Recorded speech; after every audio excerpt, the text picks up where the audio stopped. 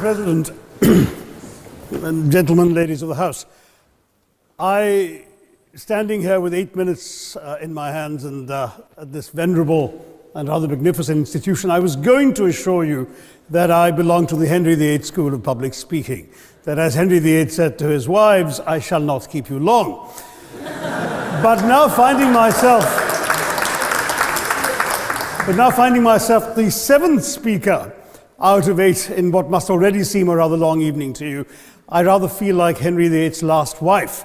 I more or less know what's expected of me, but I'm not sure how to do it any differently. Perhaps what I should do is really try and pay attention to the arguments that were advanced by the opposition today. We had, for example, Sir Richard Otway suggesting, challenging the very idea that it could be argued that the economic situation of the colonies was actually worsened by the experience of British colonialism. Well, I stand to offer you the Indian example, Sir Richard. India's share of the world economy when Britain arrived on its shores was 23%. By the time the British left, it was down to below 4%. Why? Simply because India had been governed for the benefit of Britain. Britain's rise for 200 years was financed by its depredations in India. In fact, Britain's industrial revolution was actually premised upon the deindustrialization of India. The handloom weavers, for example, famed across the world, whose products were exported around the world, Britain came right in.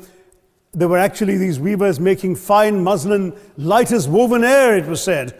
And Britain came right in, smashed their thumbs, broke their looms, imposed tariffs and duties on their cloth and products, and started, of course, taking the raw materials from India and shipping back manufactured cloth, flooding the world's markets with what became the products of the dark and satanic mills of Victorian England. That meant that the weavers in India became beggars, and India went from being a world-famous exporter of finished cloth into an importer, went from having 27% of world trade to less than 2%. Meanwhile, colonialists like Robert Clive bought their rotten boroughs in England on the proceeds of their loot in India, while taking the Hindi word loot into their dictionaries as well as their habits.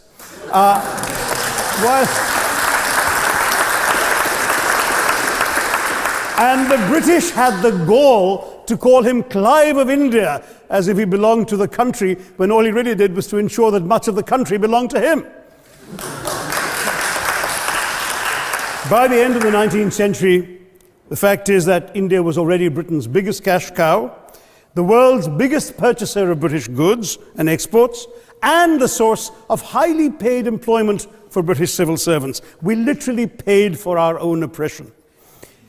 And as has been pointed out, the wealthy Victorian British families that made their money out of the slave economy, 1/5 of the elites of the wealthy class in Britain in the 19th century owed their money to transporting 3 million Africans across the waters. And in fact, in 1833, when slavery was abolished, what happened was that a compensation of £20 million was paid, not as reparations to those who had lost their lives or who had suffered or been oppressed by slavery, but to those who had lost their property. I was struck by the fact that your Wi-Fi password at this union commemorates the name of Mr. Gladstone, the great liberal hero. Well, I'm sorry, his family was one of those who benefited from this compensation.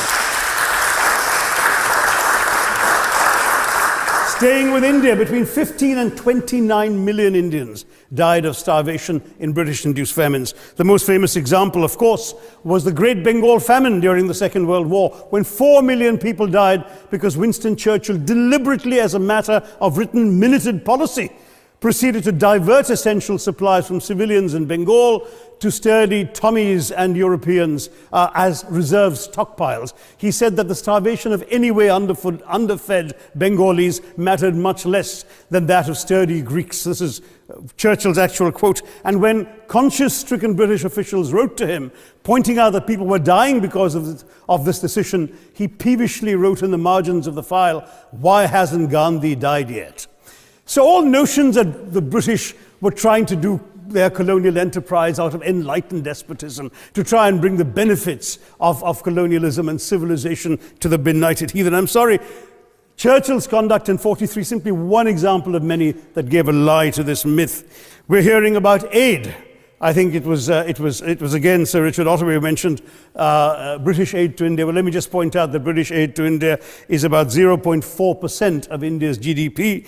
The government of India actually spends more on fertilizer subsidies, which might be an appropriate metaphor for that argument. If I may point out as well,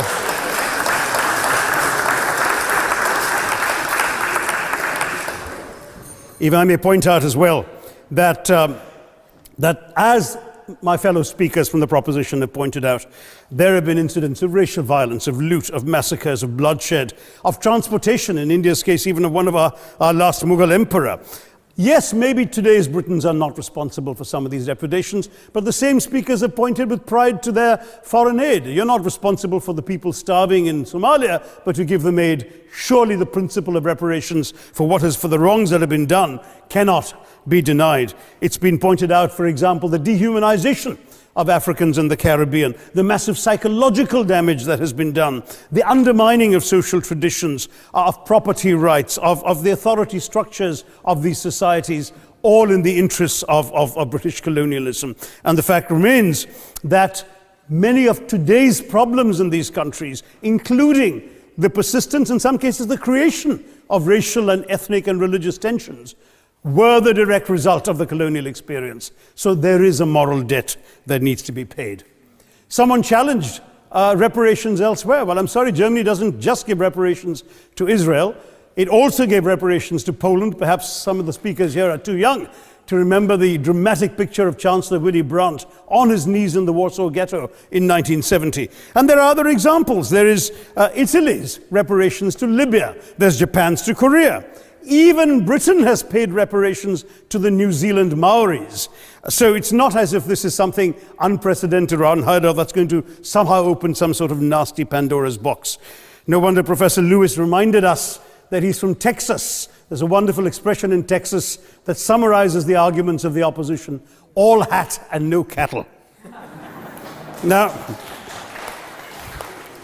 if I can just quickly look through the other notes I was scribbling while they were speaking, there was reference to democracy and rule of law. Let me say with the greatest possible respect, it's a bit rich to oppress, enslave, kill, torture, maim people for 200 years and then celebrate the fact that they're democratic at the end of it.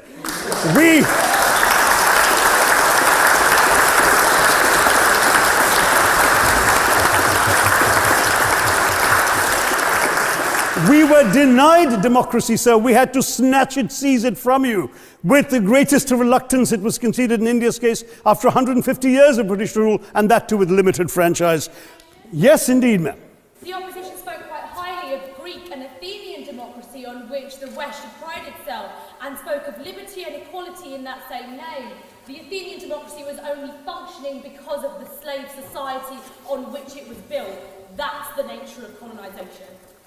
All right, I don't think that needs contradiction, not from me at any rate. But if I may just point out, I think the argument made by a couple of the speakers, the first speaker, Mr. Lee in particular, conceded all the evil atrocities of colonialism, but essentially suggested that reparations won't really help. They won't help the right people. They'll be used as a propaganda tool.